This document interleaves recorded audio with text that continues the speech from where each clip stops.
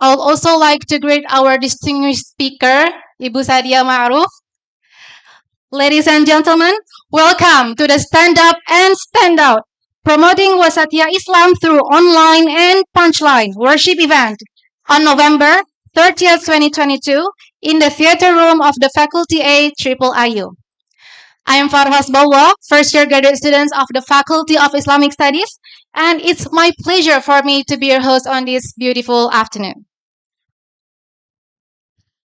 Okay, I would like to briefly explain about the worship event. So, worship stands for Workshop on Islam and Personal Development, held by the Faculty of Islamic Studies.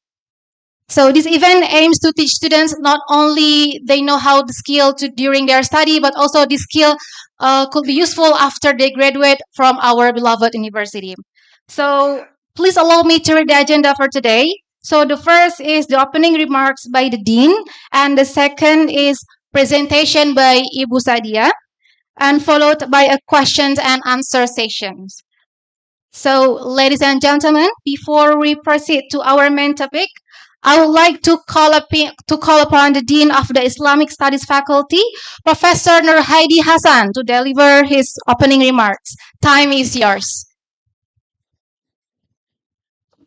Assalamualaikum warahmatullahi wabarakatuh.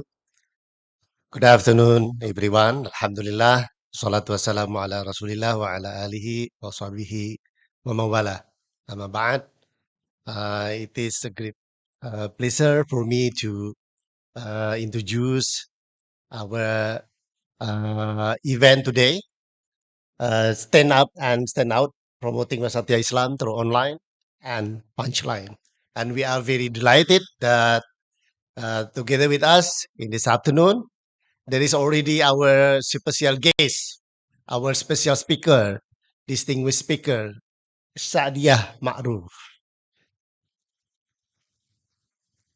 She is a well-known comedian, stand-up comedian actually, as I know her for the first time from TV screen in Metro TV, if I'm not mistaken, representing female stand-up comedian, delivering very smart message and very insightful message about Islam, gender equality, peace, and uh, religious harmony, and so on and so forth. That is what I understand from Sakdiyah. So since then, she has been uh, quite popular with the stand-up comedies that she deliver. That is why she is known as the BBC 100 Women Awardee, the recipient of the Taklab Havel International Prize for Creative Design 2015. Creative Design, yeah. It's very interesting. You can imagine how creative and also how nakal, naughty a little bit, yeah, Sadia is as in delivering the message to the audience. And I'm very happy this afternoon that the Faculty of Islamic Studies continues to develop creative events in addition to, of course, very what is that? Very insightful classes, lecturers, research, and everything. I believe sometime you are feeling a bit exhausted, yes, with the classes, assignments, and everything. That is why this afternoon we try to be a little bit relaxed, enjoying the event, listening to the talk. This is not talk in a conventional way. This is still academic talk, yes, uh,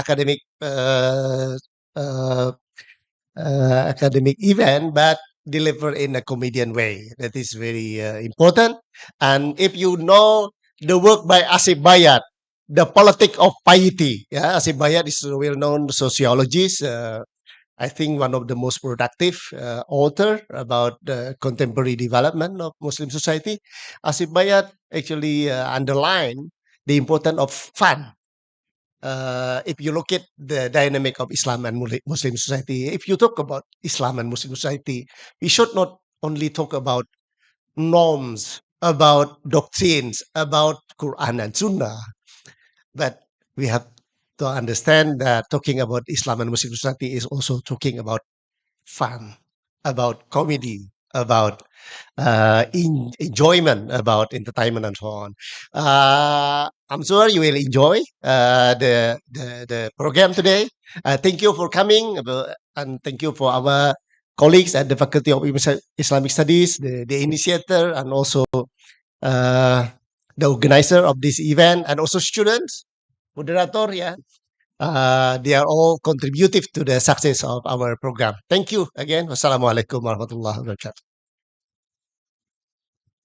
Okay, thank you very much, Professor. Okay, ladies and gentlemen, before we proceed to our next sessions, allow me to introduce our distinguished speaker. So, Ibu Sakdiyah is Indonesia's first Muslim female stand-up comic, taking the stage to promote dialogue, peace, tolerance, women's empowerment, and fighting violence against women. Sakdiyah received several recognitions and fellowship because of her work, including Havel Prize for Creative Design on 2015, BBC 100 Women 2018, Human Rights Foundation's Freedom Fellows 2021, U.S. State Department International Visitors Leadership Program, or IVLP, on Women as Peacemakers and Agent of Change 2021, International Art Leaders Fellowship from Australia Council for the Art 2022. She has performed in Indonesia and abroad, including Australia, Denmark, Sweden, Norway, and Egypt. Her works, including Komedi Jihad, Born a Woman, etc., Indonesia Seharusnya Rumah Bersama, and other shows. She is the co-founder and main facilitator of Our Voice for Change, a women and youth initiative to promote social change, equality, and inclusivity through comedy. So actually, I found an interesting fact about Ibu Sakdiyah. So her dissertation at Gajah Mada University was about stand-up comedy. So she's not only experienced in performing stand-up comedy, but also put it into an academic research project. Okay, and for information, a video of Ibu Diah being interviewed by Mata Najwa was just uploaded on Najwa Shihab YouTube channel, so you better should watch it as I did. So, okay, without any further delay, please welcome our guest of honor, Ibu Sakdiyah Ma'ruf, to deliver her performance. Please give her warm applause.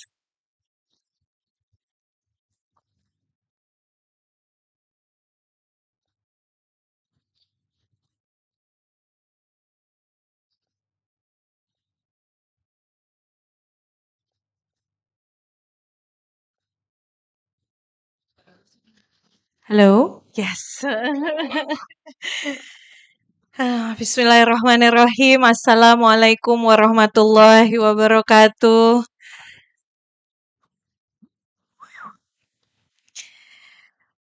It's really hard for me to stand before you this afternoon for two reasons. It's going to be very hard to fill in the shoes of Ibu Retno Marsudi, our Minister of Foreign Affairs. Yeah. Like, how could the university invite Minister of Foreign Affairs and comedian, you know? It's almost like Minister of Foreign Affairs, comedian. Yes. And second of all, I have to live up to the profile that have just been introduced. You know, if you hear someone with a lot of fellowship here and there, it doesn't say much about that person, except that she is writing a lot of proposal. Yes, because to get some fellowships and scholarships in your life, you have to write a lot of proposal. So it doesn't say much about, oh, such a great person. No, just quite diligent. That's all. Yeah, writing a lot. I mean, if you write like, I don't know, 20, 30, 50 proposal, guaranteed 5 at least will go through, right? So, so yes. Um, Today, I'm very happy that I'm a Muslim. Very happy, very grateful, because after Minister of Foreign Affairs, comedian, and I have to like prove myself. But luckily, as a Muslim, everything is inshallah. Everything. If it's good, if it's bad, everything is inshallah. So no pressure on me and on you too. No pressure. Doesn't have to be funny.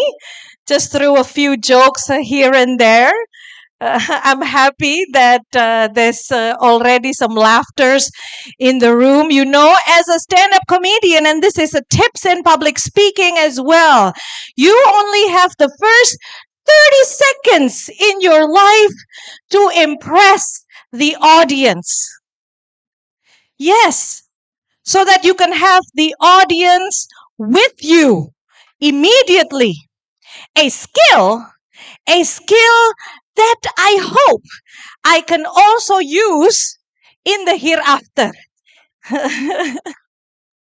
Like, can you imagine in akhirat, you know, my skills, impressing the angels for like 30 seconds? Go to heaven, please, you know.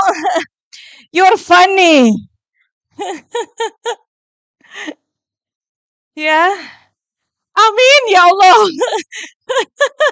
No, seriously, I'm getting pretty scared talking about akhirat. Oh my God. May Allah forgive me for all my sin. Amin, ya Allah. It's not easy to work with your microphone on. You have to be responsible for every words that you say. It's almost easier to be responsible for your wealth. Like, like in a hereafter, you are asked about your wealth. Where'd you get it from, right? Where'd you get it from? How do you spend it? Hire an accountant. Yeah, bring report to akhirat here. Honest accountant. Muslim also. Yeah, from the Faculty of Economics. Yes, all clear, all clear with my wealth and my zakat and everything. But with the words that I say, my right? That's why I'm happy that we have professors here as well. Yeah, they are also will be, you know, accountable in the hereafter for their words. It's not easy. It's not easy to work as professors. Yes, professors. Yes. Every time we're talking about professors, we're talking about amal jariyah. Yes. Yes, many students, one year to another, generations to generations, respect our teachers, respect our professor. They have to be responsible for anything that misled you as well. You know? So okay, is it enough to prove that I'm a comedian? Already? A comedian talking about Islamic issues, like starting with akhirat, like why not, right? It's almost like we are so, you know, as a Muslim, we're like so focused. No, dunya hasana, akhirati hasana. Inshallah, ameen. Have a good life. Laugh once in a while, right? Yeah, so that's basically the two Arabic sentence that I know. في الدنيا حسنة وفي الآخرة حسنة, in addition to Bismillah and Alhamdulillah. Okay. Now I don't know where to start my presentations. Let's just do more jokes then. Right. I was offered a theme that is quite heavy. How to promote Wasatiyah Islam online and through punchlines. I don't know if we can share some laughters about akhirat. I think mission accomplished, yes? Yes. So I would like to, I guess, choose to share a little bit on my personal journey as a comedian, as a woman, as a Muslim. It's not easy. It's not it's not easy. Many times in my prayer I ask Allah for forgiveness, doubting myself. Is it the right path to choose to become a comedian in life? I mean, ulama, they can make jokes and make their congregation laugh. And still they are religious authority. Everyone is praying for him or her. Yeah, me, I'm just a comedian. Some religious content maybe, but comedian. You know, I don't know, my death will not be celebrated because we're celebrating the life and also the passing of ulamas and kais, right? Commemorating every year. So standing here before you is something close to a miracle for me. I was born and raised in quite a conservative family where, to put it in perspective, pandemic lockdowns is basically my father doing his jobs. Basically. I mean, most people from across the world have it for 2 years. I have it for 17 years. Yeah, not allowed to go out of the house except for school, for extracurricular lessons, for Quranic studies, and also for whenever my father needs his newspaper. Always an exception when it's your father that told you so. In my community, still girls are getting married at such a young age. So it's such a privilege to, to be able to speak at the university. Girls are getting married at such a young age, 16, 17, 18. Some of them are very rich. Some of them are very pretty. I'm neither pretty nor rich. So my parents sent me to school. My father said, you got to at least have brain as your last, although least preferable assets, so that you can support yourself when no man wants to support you. And so, I mean, that's fine. That's fine. Take it. Yeah, I'll take that opportunity as long as I can go to school. So I register. I registered to I registered for college. I took English major. Yeah, I told my father I want to be a writer, not a comedian, of course. Come on. I mean, some journalists ask, "Do you want your child to be a comedian?" Ya Allah, no.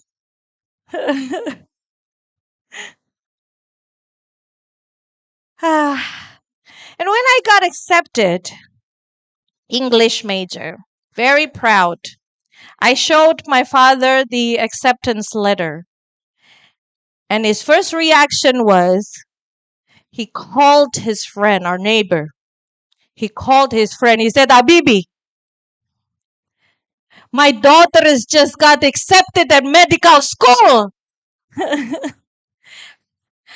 I'm like, what? Maybe my father thought, oh, that's okay. She's going to go out of town anyway. Like whenever the neighbor, this uncle, passed by, oh yeah, medical school, please pray for her. Yeah. So I graduated from English major in 6 years. just to justify that I went to medical school. You know, it's heartbroken. Like, oh, my father was not proud of me. Heartbroken. But I can undermine my feeling. What I'm afraid the most is that one day this neighbor would call us with a medical emergency.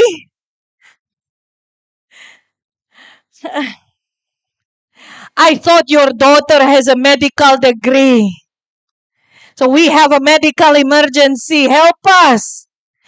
And I would go there. Of course, I will help you. Don't you know that laughter is the best medicine? That's what they say, right? Laughter is the best medicine. Seriously, I'm lucky.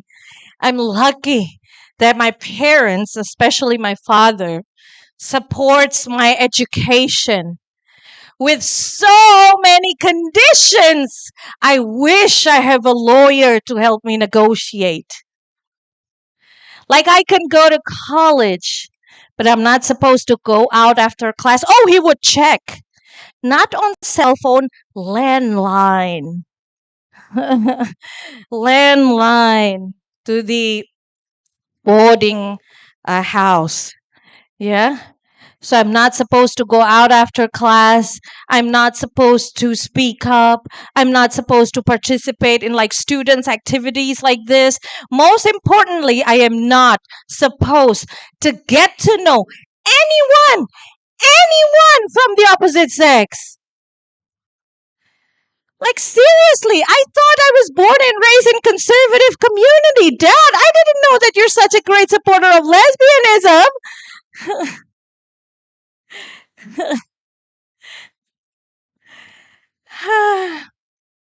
Yes. And when I thought, like freedom, when I thought, for the first time in college, I noticed a separation, not like this, other university, a separation between men and women in public seminars, forums, and lectures with curtains. Yeah? Men can speak, women cannot speak. Yeah, they can only listen and they cannot ask questions. I thought, is this the origin of podcasts? Like you can only listen or you're not supposed to talk? But seriously, for the very first time, I noticed separation between men and women in public forums, seminars, or lectures. I was born in conservative community. Even in my community, there's no such thing as separation between men and women in public forums, seminars, or lectures. Women just don't go to, to public forum seminars or lecture. Like they're not allowed to in my community. Like for the very first time, I noticed, oh, men and women are not supposed to shake hands. I thought, wow, pandemic rehearsal.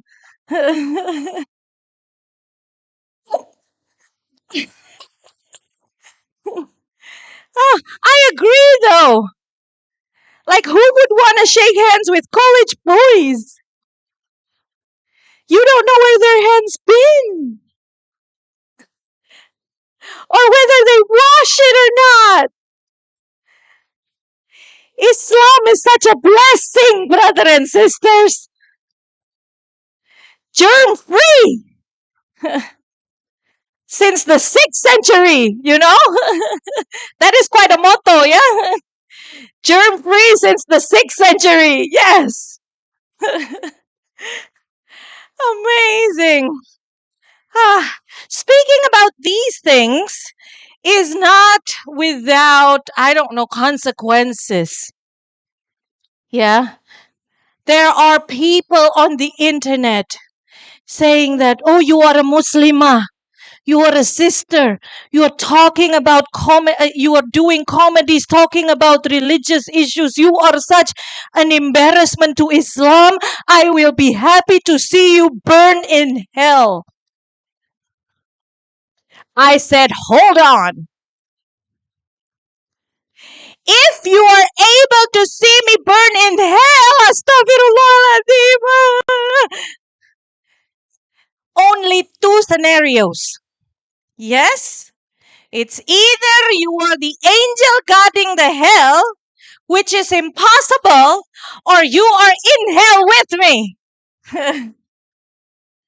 You know, be careful what you wish for. And then, of course, as a as a woman working in this profession, yeah, on stage speaking, another internet comment. Such a shame. I can see your undergarment. I thought, under these layers? What kind of app are you using? So amazing. Not only internet attack.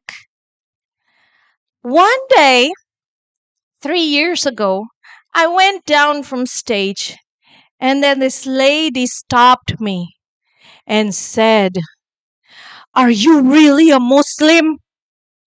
You make us look bad. You are corrupting the movement."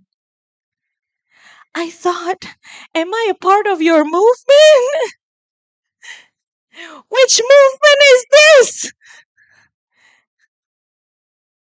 Inside my heart, of course. Oh my God. As a brave person that I am, I'm an activist. Hello. as a as a brave person that I am, I look at her into the eye and I said, "Please allow me to go home, ma'am. My baby is waiting for me."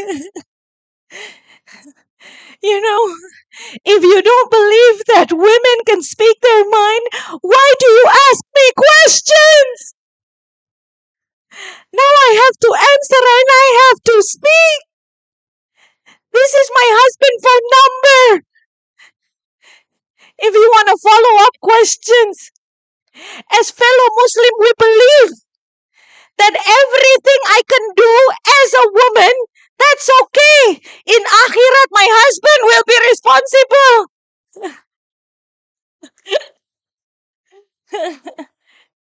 The perks and benefit of being a Muslim woman. Yes.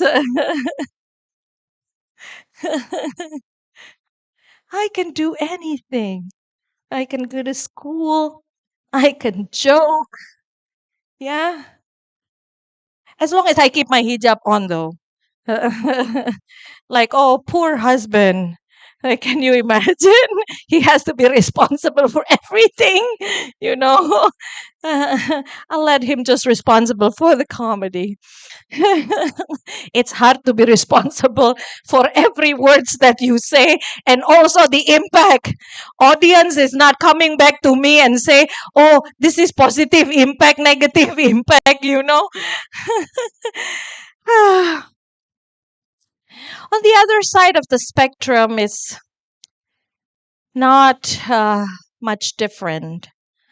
I received one of those awards, Václav Havel International Prize for Creative Dissent, because many Western white people are surprised. Oh my God, we have a Muslim woman who can stand up. We thought that Muslim women were oppressed. This is a Muslim woman who can stand up. I said since I was 18 months old. Like, are you kidding me? Let's give this woman an international award. I'm 1,725 in the running to replace Malala when she is calling in sick. I know, I'm fully aware that I am at risk of being framed, a token representation or a preferred representation of Muslim women. The best part of being a comedian is that I can say these things through jokes in front of their face at the award ceremony, which makes them truly impressed and add money prize into the award.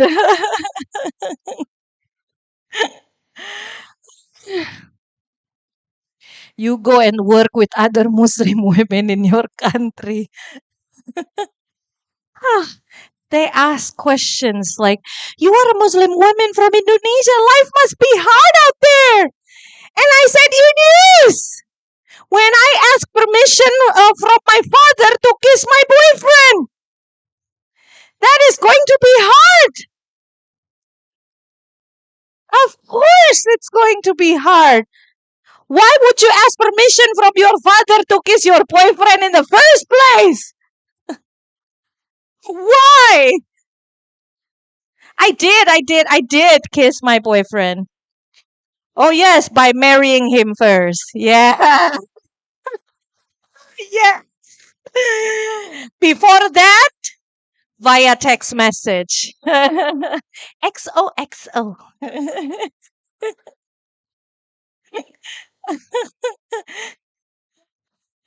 Yeah. Also, they ask question. "Oh, how can you speak such good English? We thought we need to hire interpreters." I don't know. CNN, MTV, colonialism? You don't remember half-heartedly teaching us after exploiting the nude out of our natural resources and human resources? They also ask, yeah, if a guy caught you without your hijab, do you have to marry him? I thought, no. Otherwise, I would have to marry my plumber or the gallon guy coming or the electricity guy or the TV cable guy fixing the TV at home.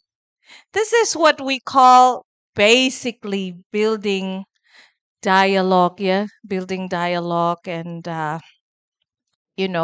correcting misconceptions, misunderstandings, introducing ourselves in lighter light. And I'm already 45 minutes into the comedy. I still don't know why I have a slide.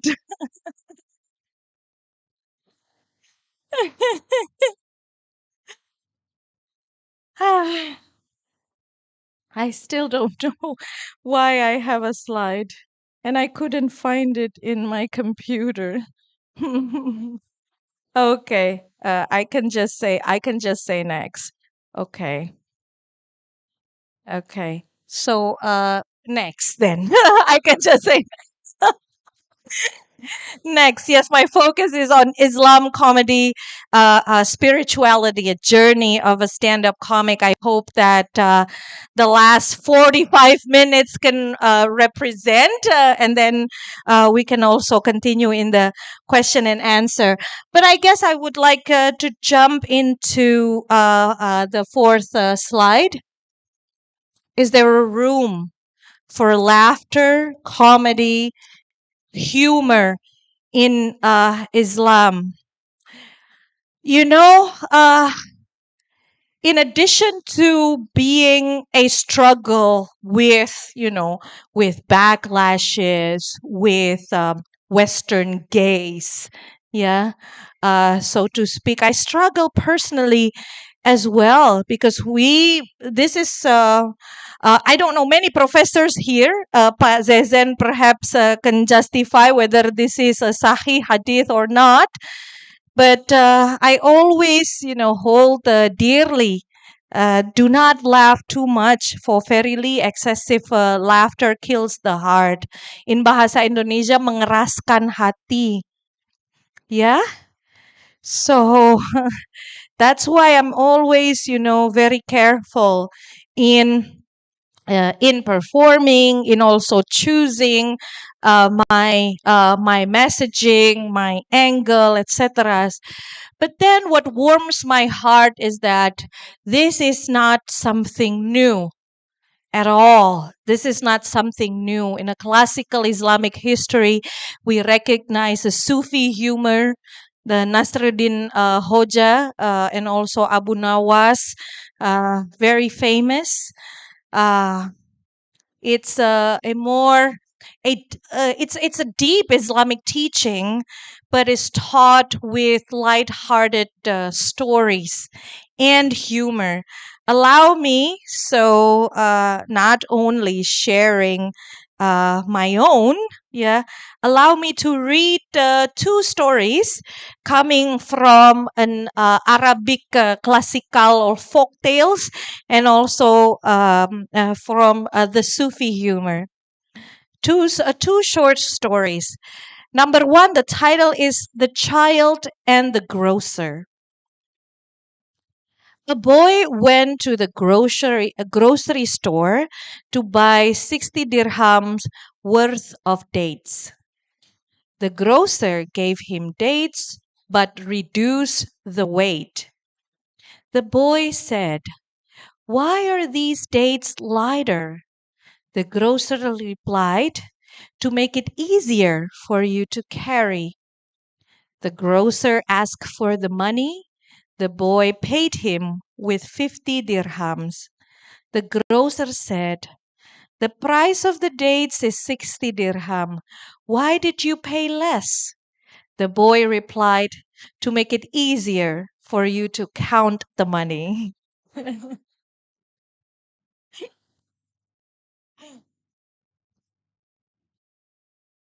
Beautiful, yeah? Another story. Nasruddin Hoja and a tailor. Perhaps you've heard of this story.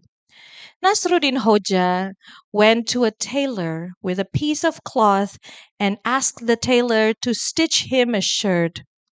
The tailor took his measurements and asked.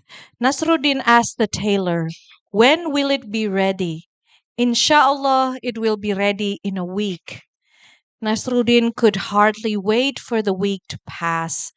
One morning, on the seventh day, so after a week, he hurried to the tailor shop. He was bitterly disappointed when he learned that the t shirt was not ready.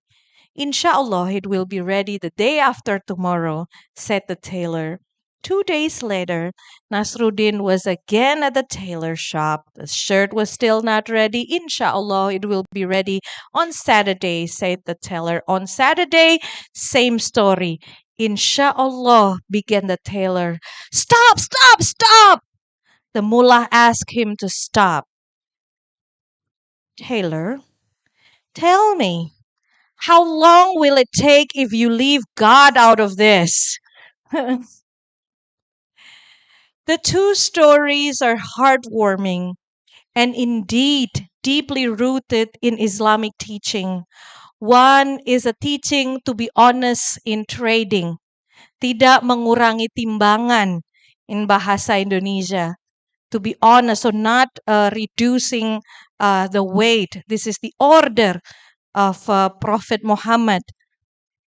And the second is a very famous story, the root of all jokes about inshallah.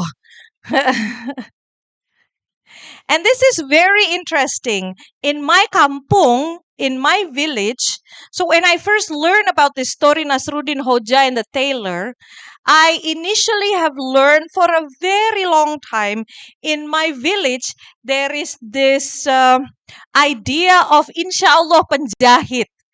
Tailor is penjahit. Insya Allah penjahit. Insya Allahnya penjahit.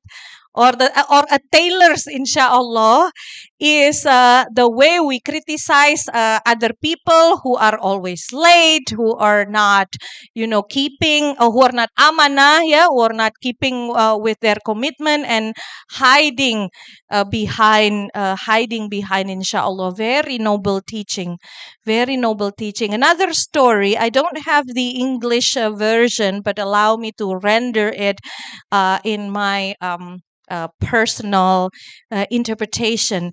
This is a story of Abu Nawas. One day he told his family, wasiat to his family, that when he died, he would want to be buried with the ugliest kafan that the family could possibly find.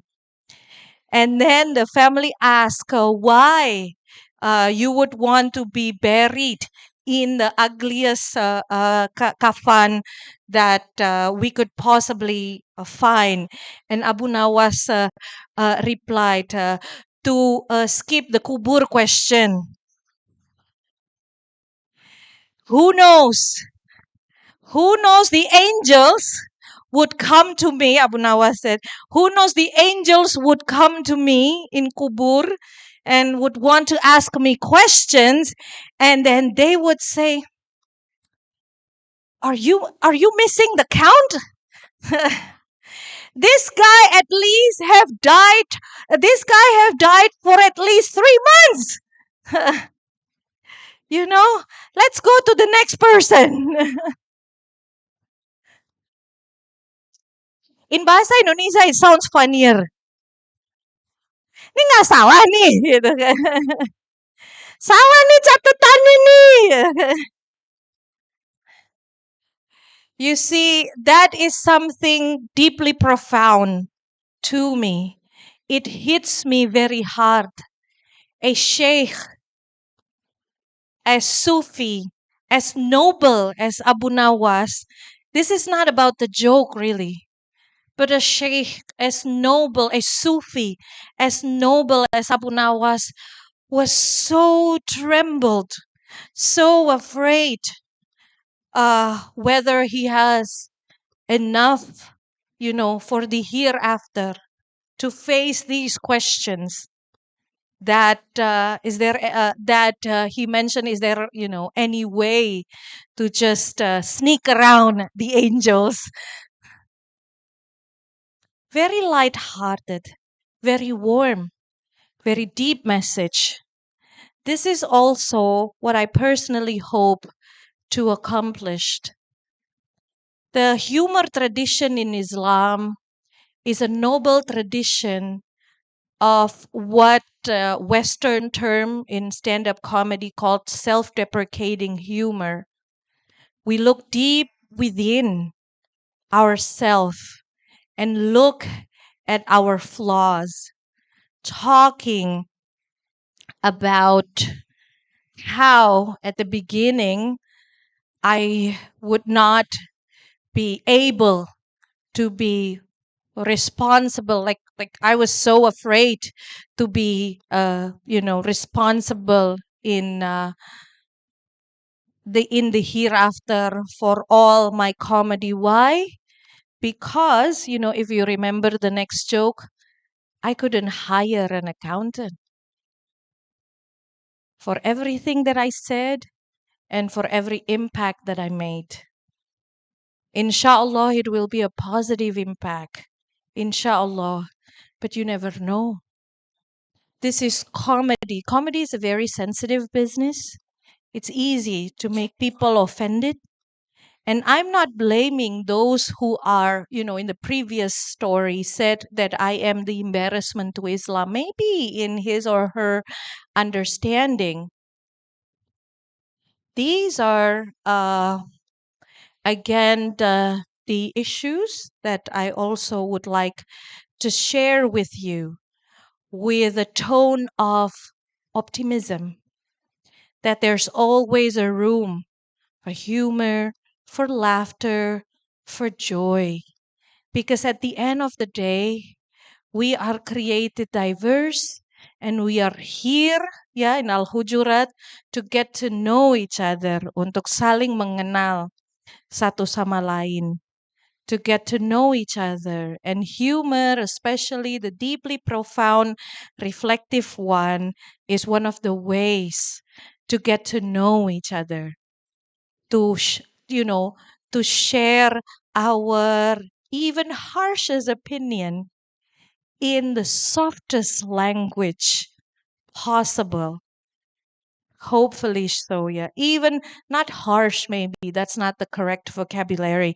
Even our strongest opinion, our strongest disagreement in in a softer in a softer language, which hopefully will promote what I promote in my profile: dialogue, peace, tolerant, wasatiyah Islam, what have you, you know, sharing joy, sharing laughter. And I remember a message that I also truly uphold very close. So it's already 1 hour. I still don't know why I have slides. There's a lot of slide, but please skip to the final one, please. Oh, not final one. Hold on, not yet. Just next, please. Next. Slide 15. Slide 15 next. Yes, this is a message. It's in Bahasa Indonesia. Pak Zezen will translate in Arabic. Yeah, still in Bahasa Indonesia. This is what I uphold very strongly in my heart. The message of one Sufi in Indonesia, in the Nusantara, the archipelago, Sheikh Yusuf Al-Makassari. May Allah grant him Jannah Loyarham. Agama adalah mengenal Allah. Mengenal Allah adalah berlaku dengan akhlak yang baik. Akhlak yang baik adalah menghubungkan tali kasih sayang dan atau silaturahmi. Dan silaturahmi adalah memasukkan rasa bahagia di hati saudara kita. So religion is about knowing Allah or ma'rifatullah. Knowing Allah is behaving with good akhlak. Good akhlak is connecting compassions or silaturahim, and silaturahim is instilling joy in the heart of your brothers and sisters.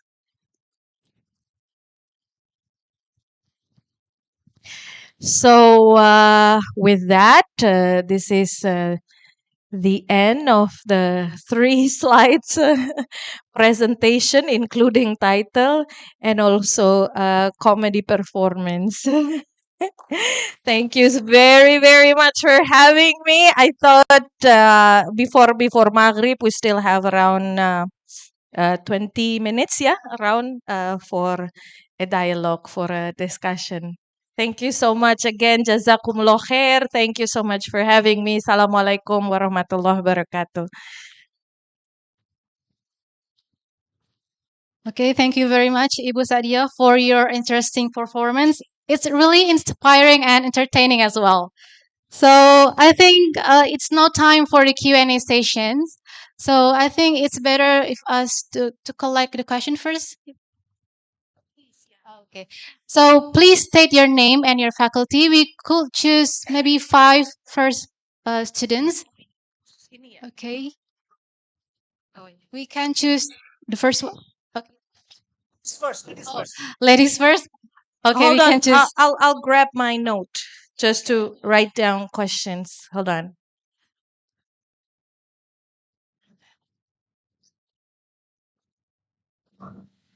Okay, you may start. Don't forget to introduce your name.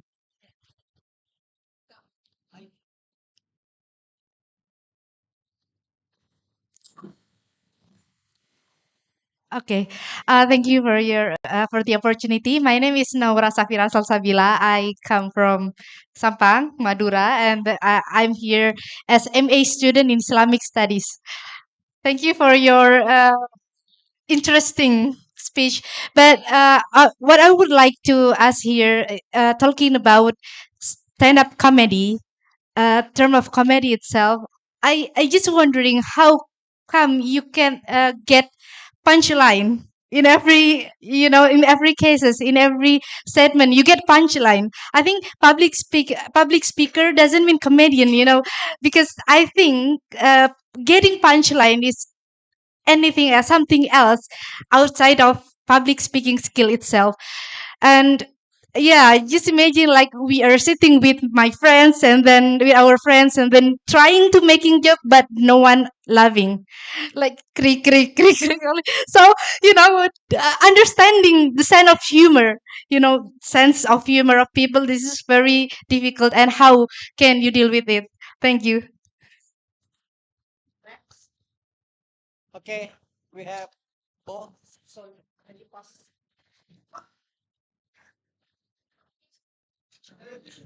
Hello, my name is Tufail Hussain and I am a PhD student in Faculty of Economics. Actually, I don't have any question.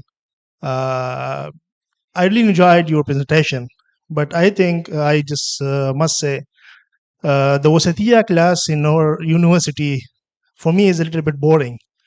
So why you don't join us as a Wasatiyah lecture? It should be very fun and we can learn a lot. I think so. So, so may- maybe maybe the professor is here if there is any room for the lecturer, so I think it should be a good idea to join us and just teach us the wasatiya Islam. Thank you.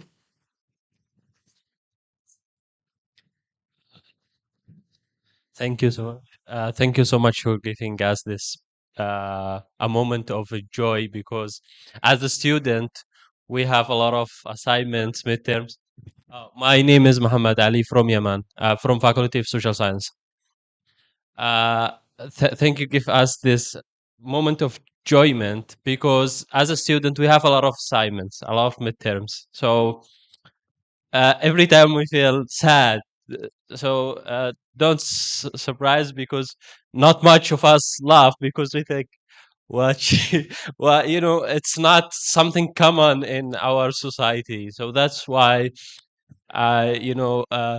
we if I can ask university to give us like this things every every week, so you can be a good, and maybe we can laugh much.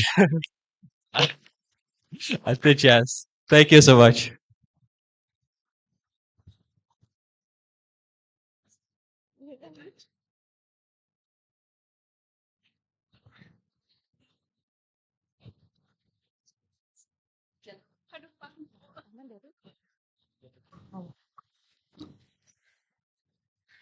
Thank you for the chance. My name is Ismail from Faculty of Economics. Two somehow relatable questions. When it comes to stand-up comedians, we are going to be surrounded by community, right? For example, like Turkey and Muslim. Okay, they have been so renowned with how their shaming actions toward Islam become something laughable, but at the same times, it can, unless we have like a very strong or firm faith, we're going to be like taken over by these kinds of wave, I suppose. And how you survive from these kinds of community tempting and situations in which it could violate your own situation and also your principle. And the second one would be about roasting. Okay, what do you think about roasting from your perspective as women Muslim stand-up comedian? Because in fact, roasting is like more into shaming somebody's personality through the vex to become laughable in the perspective of others. Thank you. Okay, thank you for the questions. And I think this is the time for Ibu Sadia to answer all those questions. Time is yours.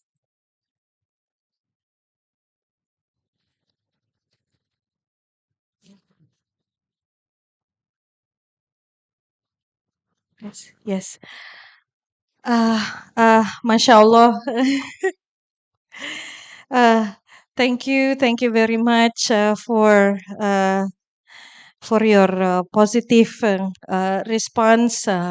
By far, among one of the most laughing, kind-hearted, positive audience that I've ever had in my career. So thank you. Thank you very much. Let me address the question one by one. Very important. Naura, why can you have punchlines in all your sentences? First of all, that was not my first time performing. So, so it's years and years and years of practice. Yeah, years and years and years of practice and of writing. So I am not naturally funny. No, I am not. I am not. I'm not naturally funny, and I built my sense of humor through the years by consistently writing, consistently performing. Some of the jokes that I delivered in the presentations, I have been performing those in many venues as well. So it's not something that is improvised. That is, I think, one of the key thing that audience must understand from stand-up comic. We are practicing for years. We are practicing for years to make it sound improvised, to make it sound that it is just us complaining about life, you know, to make it sound natural. So basically, if I can share tips, there's no better tips than keep on practicing and honing or perfecting your craft, because public speakers, comedians, ulama, yeah, in their da'wah, for instance, those are years and years and years of doing it. Of course we would not see uh, um, ulama, like practicing, like stand-up comedian practicing. Of course not. But when we think about it, ulama, especially kiais or ustad in the village, sometimes they lead sermon. Yeah, they do da'wah, they lead sermon. We have Pak Kiai over here who can also justify, every day they're meeting their congregation, their umat every day. That is also practicing. That is also practicing. In Java, there is this wisdom. You're from Madura. I'm sure that you agree as well. In Java, there's this wisdom called laku. Laku in bahasa Indonesia means sold. It is sold. Sudah laku gitu ya. But in Java means laku means practice, but it can also means habit. It is a practice and a habit that you embody. It can also be part of something that is more spiritual as well, laku in Java. So nothing is instant, basically. Nothing is instant. So this is years of practice. Secondly, to have a good sense of humor, you also have to have a good dose of bitterness. in in in our life, bitterness, skepticism, something like that, without leading you to be a negative person. We say in comedy, tragedy plus time equals comedy. Tragedy plus time equals comedy. I have a whole set in Bahasa Indonesia, unfortunately. It is written in Bahasa Indonesia and it doesn't translate very well, so I couldn't perform it. A whole set about 10 to 15 minutes on my experience giving birth to my daughter. That was one of the most traumatic experience that I've ever had in my whole life. My daughter was born in April, and I could only make sense of things and gradually heal psychologically through humor in September, October, when I started to put my delivery experience into perspective. So, if we're talking about personal development, one is laku, practice. Another thing is really take time. Reflection also very important. We have to be able to deliver such humor. We have to be. I mean, I'm not the most reflective person in the world, not at all. Like the first thing in the morning, same as the first thing in the morning. Wake up in the morning, dua, and then wudu, and then solat, and then cell phone. The tips is for us, one of those personal development tips, yeah. After solat and everything, spend, I don't know, 30 minutes journaling. Like, who has time for that? If you have Instagram, right? And so, but yeah, one way or another, we have to be reflective. So I hope that answers your question. Thank you very much. Pleasure to meet all of you, and also pleasure to meet you, Fauzan and Muhammad. Join us as one of the faculty members here. Yes, please.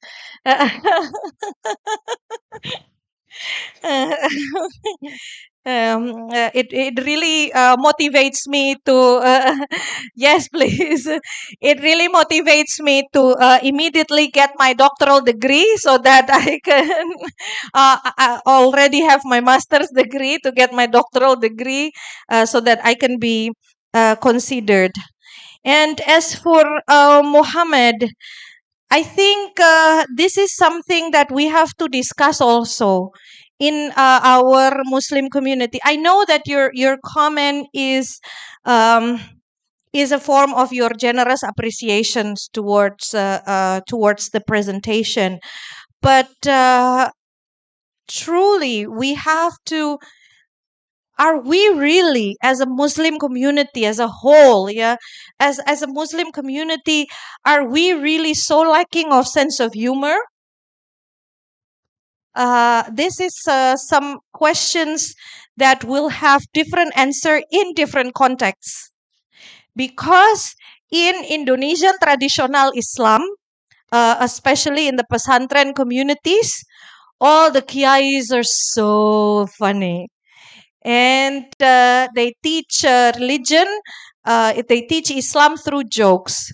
And I remember one of the sermon, pengajian, ya, sermon provided by Gus Baha. He's one of the famous kiai as well, from the traditional Islam, from the tradition of traditional Islam in Indonesia. He said that our ummah, our congregation, already suffers a lot They have they have mortgage, they have, you know, they have nafaka to provide for their family, etc. If the kiais are not teaching Islam by delivering a joke or two, it will make them suffer even more. And so this is part of our tradition as well. For the pesantren tradition and humor in the pesantren tradition, we have Bapak Kiai, we have all of your professors here who can testify. So really, are we as a Muslim community, because it's also a stereotype, yeah? It's also a Western gaze, that Muslim do not have a sense of humor. That is a Western gaze, Western stereotype that I hope we do not embody it ourselves. Like, don't believe in that. Don't believe in that. Our community, our mothers are funny. Our fathers maybe not, but our moms. I mean, at least in my communities, the mothers, the women, especially when they gather, they're hilarious, and we are, communicating with each other through jokes all the time. And it is going to be a very interesting research as well, I guess. We need more, not only in the classical Sufi humor tradition, but also in the living experience of the community. So yeah, I don't know. That could be my doctoral project. Yeah. Yes. And Ismail, indeed, Ismail, your question is very important. I think to put it in a more universal context, if many of our international students maybe are not fully aware, yeah, of the comedy of the comedy community in Indonesia, Ismail question is, how can I be a comedian without compromising my principle? Basically, yeah. Is it what it is? I will answer in your specific context, but the general idea is, how can I not compromise my principle? Number one, I will not I will never say that I never compromise my principle. Too arrogant. I will never say that I never compromise my principle. I'm upholding the values of Islam, my principle, very closely in my heart, but we slip many times as well. Why? Because the downside of laughter is it is addictive. Dopamine. It is addictive. When we are performing on stage like this, we want our audience to connect with us. That's the problem. With professors, lecturers, if you do not say that they're boring, if you do not say that they're boring, they will continue. No need to connect with students. This is the lecture. We deliver the lecture. It is what it is. You ask question, do assignments, done. With comedian, if you are not able to connect with audience, it will not be successful. Yeah, it will not be successful. So, I cannot mention specific case, but there are times where I at least censor myself, like scamming through the audience. Okay, I cannot say this, I cannot say that. Personally, I think any of you who are in art and cultures, self-censorship is corrosive. It's almost like a cancer that every artist must battle within themselves. It happened. It happened. Um, and I'm not saying that I am flawless. There were times where I use some explicit materials, yeah, so early in my career.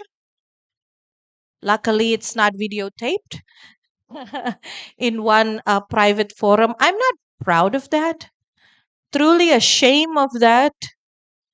Um, but you are right. Sometimes it's hard to resist the temptation because, as I mentioned earlier, all you have is 30 seconds to 1 minute to get audience attention. 30 seconds to 1 minute to get audience attention. And then, more than a minute, you cannot deliver a good joke, you will start losing audience. Some audience will still be interested because this is Sakdiyah.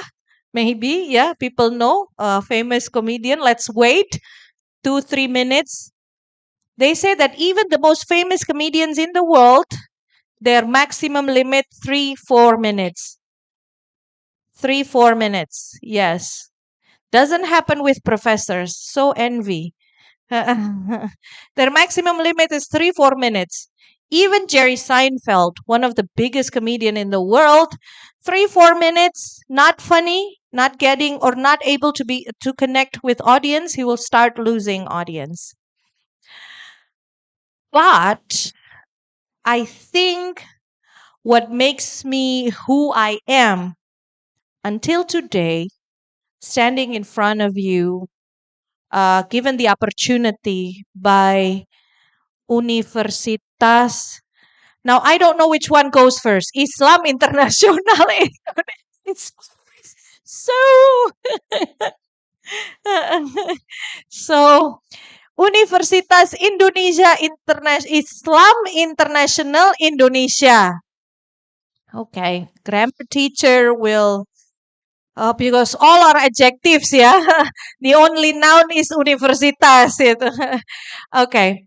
Anyways, I made mistake. I made mistake in the past. I think um, what makes me who I am until today, and not compromising, hopefully, inshallah, yeah, not compromising my principle, is that my aim is never fame. You see, it rhymes. It rhymes. My aim is never fame, inshallah. So I mean, as one of the earliest stand-up comedian in Indonesia, you would be surprised that I only have 7,000 followers on Instagram. Thank you. While others have hundreds of thousands, even millions. But for me, the most important thing is, of course, integrity. And by integrity, I mean upholding to the principles that I believe in. In bahasa Indonesia, udah capek ngomong bahasa Inggris, getting tired of speaking in English. In bahasa Indonesia, untuk apa saya berdoa sebelum tampil kalau yang saya omongkan itu ya, kalau yang saya omongkan tidak sejalan dengan semangat untuk mendedikasikan ini sebagai amal soleh. Insya Allah, kepleset, ya, I'm itu. With regards to comedy community, oh, you don't get the translation from the previous one, yeah. So simply put, why would I pray before I go on stage? Sometimes I read Fatihah, sometimes I read Robis Rohli Sodri wa Sirli Amri wa Luludak Tamilisani Yafkohu Kauli. Sometimes when I'm so nervous, I read everything that my teacher ever, taught me, from Ayatul Kursi to Yasin to to dua, to enter the bathroom, everything, you know, when I'm too nervous. But why would I pray if what I deliver is against the objective of making this job as an amal soleh? Yeah, so trying my best basically. Like I said at the beginning, the best thing about Muslim is everything is inshallah. Inshallah, trying my best, trying my best. Roasting is very famous. Oh ya, soal nggak kebawa-bawa sama komedi community dan sebagainya nantilah ya di luar forum. Kenapa nggak kebawa-bawa? Karena saya betah. Maksudnya saya bisa apa ya? Eh hold on. Gimana ya caranya menyampaikan? Saya itu dari kecil nyaman aja nggak punya geng gitu. Kayak kalau ada teman-teman yang circle-circle sebagainya gitu, ya oke aja. Dijauhi teman ya oke aja. Ada di komunitas stand up comedy ya oke aja. Dibilang teman-teman si paling aktivis dan kemudian dijauhi ya oke aja gitu. Like, so bawaannya seperti itu gitu, bawaannya seperti itu sehingga alhamdulillah juga nggak mudah keseret-seret, gig juga dipilih, clients juga dipilih, corporate yang kerja sama saya juga dipilih, nggak semua dihajar, nggak semua yang viral diikutin sebagainya. Roasting itu shaming in one way. Sebenarnya gini, roasting is one of the technique in stand up comedy to pay homage sebenarnya. The meaning of homage is to pay respect sebenarnya. Jadi kalau ada orang-orang yang di relasi kuasa itu di atas, apologies for international student, it's almost maghrib, my battery is running low, and I have to speak in second language. Jadi sebenarnya sifatnya adalah untuk memberikan apresiasi. Karena kita komedian posisinya di relasi kuasa tuh di bawah, kemudian berbicara dengan orang-orang yang terkenal atau di posisi kekuasaan dan sebagainya untuk masa sih you cannot take a joke gitu. Masa sih kamu nggak bisa dibecandain. Pada dasarnya itu teknik semata. Yang salah kaprah di Indonesia saat ini adalah karena roasting kemudian menjadi sedemikian populer, banyak orang yang menganggap stand up comedy itu roasting. Padahal roasting itu salah satu teknik saja, bahkan bukan genre. Genre stand up comedy itu banyak banget. Ada yang one liner, ada yang observational, ada yang satire, ada yang dark humor, ada yang jadi roasting itu teknik bersama dengan teknik stand up comedy yang disebut crowd work misalnya. Crowd work itu ya kayak tadi saya ngomong kan kalau profesor begini ya kayak gitu-gitu. Itu untuk membantu untuk lebih dekat sama audience. Kalau roasting kemudian dianggap shaming, akhirnya karena saturated ya, tuh kan campur-campur deh bahasa Inggris sama bahasa Indonesia. Saturated. Saat ini sangat tren, digunakan di semua tempat. Saya kalau ada klien yang bilang Mbak Sakdiyah roasting, saya enggak gitu. Karena itu bukan teknik yang sepenuhnya saya kuasai, bukan genre pilihan saya, bukan bagian dari proses kreatif saya, tetapi itu membuat saya mengamati, loh kok permintaannya begini? Padahal stand up comedian tuh kan ada genrenya masing-masing yang dia pilih ya. Sedemikian populernya, latah bahasanya tuh saturated sehingga orang-orang yang tidak tahu bahwa itu teknik untuk lebih dekat sama audience, teknik untuk mengapresiasi sesungguhnya jatuhnya shaming.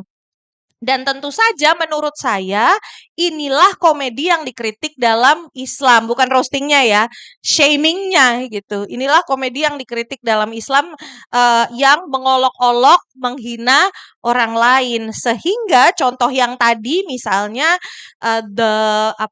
seorang anak dan penjual di pasar dan juga Nasruddin dan penjahit itu menjadi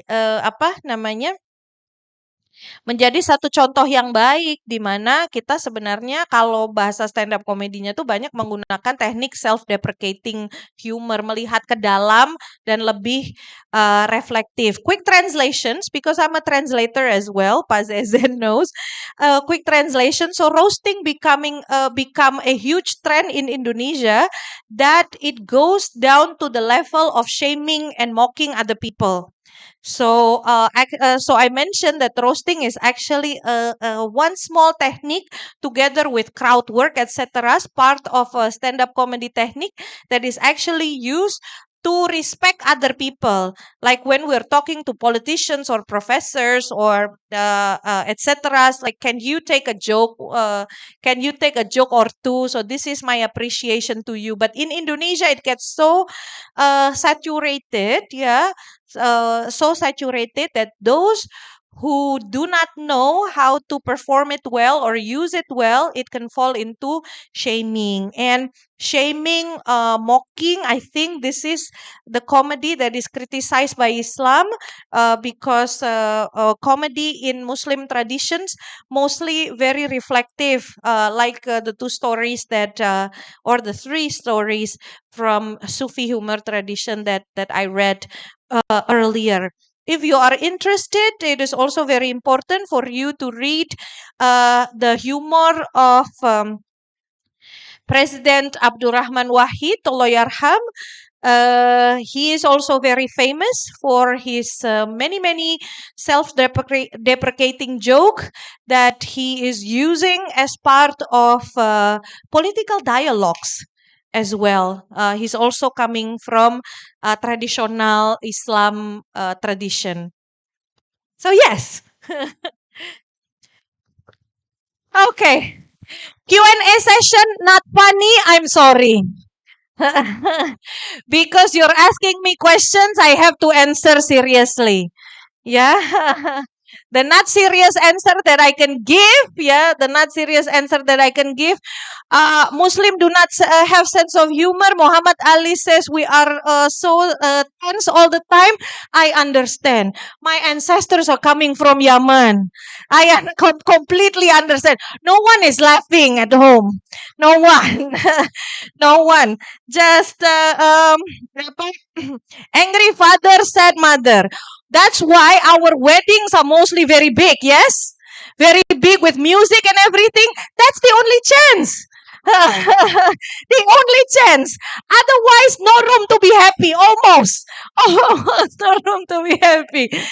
So yeah, you see, you have to have a little bit bitterness inside of you now, to see things in perspective. I feel so insecure, not very confident, saying all this serious thing, comedy in Islam, traditional Islam tradition, Sufi, etc., in front of kiais and professor, that I feel I have to make jokes at the end just to save my face. Sometimes that's how it is. You know, you are so insecure with yourself, not confidence actually, and you cover it up with jokes. So, so yeah, it is what it is. Thank you. Sudah malam. Sudah malam. It's already dark outside. Thank you. Okay, thank you so much, Ibu Dia, for the answers. And I think I would like to highlight some points from our discussion today. So first, Ibu Dia raised the questions: is there a room for laughter, humor, or comedy in Islam? And actually, laughter, humor is not It's already have a history at the first time, so we can read the history of Sufi humor about the Nasruddin Hoja and the tailor, the child and the grocer, and also actually at the end he also raised the questions. He also give a statement that there is always a room for laughter since there will be a diversity among us. And for the last, for those who is interested to be an expert in finding punchlines to make your presentation in the class more interesting, there only one advice: keep practicing. Okay. Thank you so much, Ibu Dia. On behalf of the committee, I would like to thank you to Mrs. Sakdiyah Ma'ruf for her amazing speech. Let's give her a big round of applause, everyone. Okay, I would also like to say thank you to all participants for their active participation today. Make sure to keep updated for the upcoming series. See you at the next workshop round. I'm Farah Hasballah signing off. Have a nice day, everyone. Assalamualaikum warahmatullahi wabarakatuh. Waalaikumsalam warahmatullahi wabarakatuh.